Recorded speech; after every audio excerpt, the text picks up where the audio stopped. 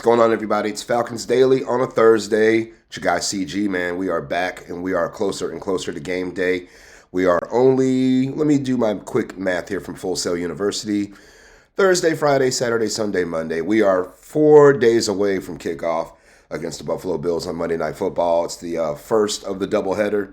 That starts around 7:15 in Atlanta. If you want to give me a follow on social media, I am at Craig G Sports, CRAIG, the letter G and the word sports. And FanArch is at FanArch Co. Their logo is up in the top left corner. They're at FANARCHCO on all the social medias. So far this week, the Falcons have not practiced just yet. They're going to have their first practice later on today, this morning, this afternoon, whenever it may be. And we'll have a little bit more clarity on some of these injuries. Again, Raheem Morris projected that we will see A.J. Terrell back at practice today. And also Taquan Graham is opening up his window to return from IR. But one player who is of my concern that I'm worried about whether may or may not be at practice is Darnell Mooney. And remember, he had a hamstring injury that caused him to miss the remainder of the Washington Commanders game, the game that the Falcons won. And he had the bye week to kind of recover, but Raheem was non-committal to Raheem Morris's status for practice, not only this week or even the game, really. But in my opinion, I think if we don't have Darnell Mooney out there, it can really put some stress on Drake London and on Bijan Robinson. I think that would help Buffalo key in on our offense and make things a little bit more difficult than they need to be. That's where we would need a guy like a Kyle Pitts to step up and make some catches and stretch the field over the middle. Ray McLeod has been a little disappointing so far this season when it comes to his wide receiver duties.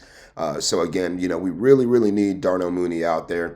And we'll see, what happens today if he's out there in a limited fashion or, full practice or does not practice at all. Now, remember, when he had the shoulder injury in week 1, he practiced in a limited fashion every day that week and still was a game time decision.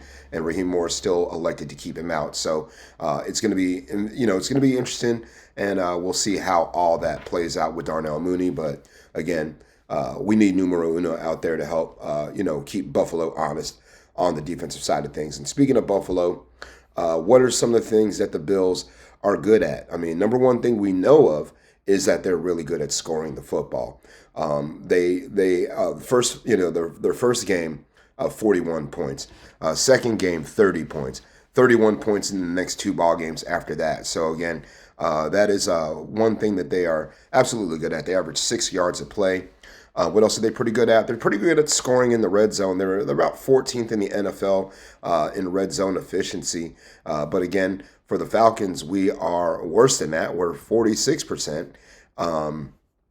So that puts us right there in the bottom, not even third of the league, more like the bottom, like 5th of the league. We're not very good right now at scoring in the red zone. We're at 46%. Buffalo sits at 14th in the league. They're 63.6%.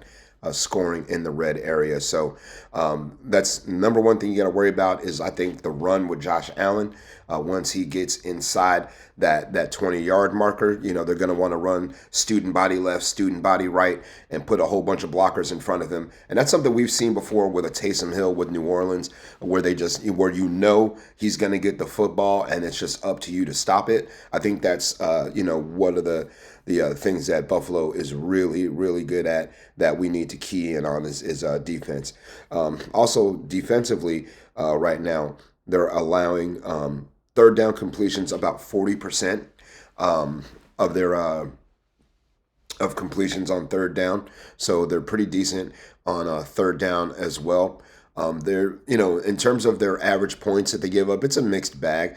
Right now, they give up 40 to Baltimore in a win. Then after that, they played the Jets, Miami, and New Orleans. Those guys aren't really offensive juggernauts, and the most they've given up in those games was 21. So, I think for the Falcons, it's going to be a really stiff challenge. Again, Buffalo is a team that travels, so, they're going to have a bunch of fans inside Mercedes-Benz Stadium. And don't let them take over the building. It's going to be, it's going to be a tight contest. I can tell you that right now. I don't see it being a blowout either way. But Buffalo, again, presents a pretty stiff challenge on offense and defense as well.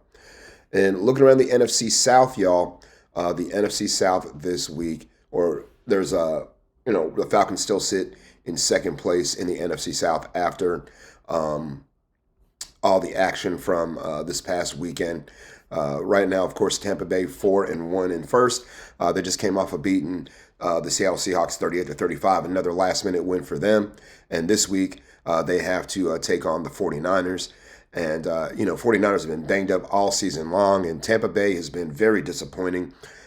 Disappointing in the aspect of the fact that they keep on freaking winning. That would be much more much more delightful to watch if they would take some L's like the Saints. Next, again, speaking of the Aints, New Orleans this week is going to take on New England. They're going to play the Patriots, and Patriots coming off of a big win against who? The Buffalo Bills. But last week, the Saints got their first win of the season. They beat Jackson Dart and New York Giants in a game where the Saints kind of ran away with it at the end, a 26-14 win for New Orleans. And again, it doesn't look like they'll get their second win of the season against the Patriots, but you never know. Mike Vrabel, is going to have the Patriots ready to go and playing very confident, especially after they beat the NFL MVP and his Super Bowl contending team. Carolina Panthers got their second win of the season. They're a half game behind the Falcons in the NFC South at 2-3. The Dolphins went to Charlotte and ended up taking a loss, 27-24. It's funny story about that game, y'all. So I was on where I live in the state I live in.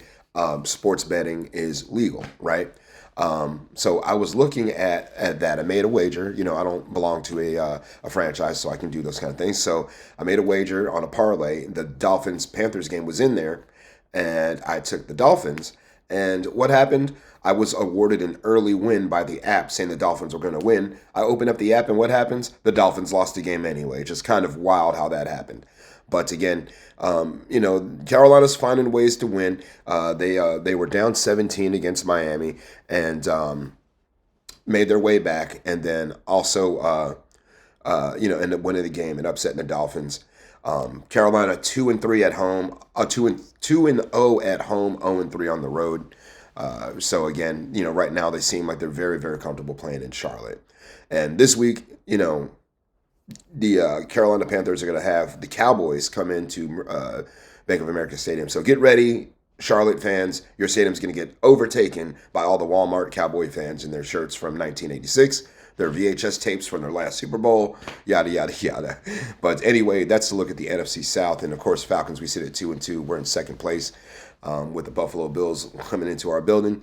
And we'll give you a little bit more of a preview of that tomorrow as well. Look at the injury report and see where things kind of stand. Again, Falcons should be practicing today. They'll be practicing on Falcons Friday, and then they'll give another practice on Saturday with a final injury report. And then obviously we'll walk up to kickoff on Monday and give you everything you need to know and keys to win this ball game. We'll do that over the weekend. We'll give you keys to win Saturday, Sunday, let you know how the Falcons can beat the Buffalo Bills in front of the whole world and shock everybody and keep on trucking up those power rankings. All right, everybody, we will see you tomorrow with more Falcons Daily. Until then, I'm your guy, CG. Sayonara and buenos noches.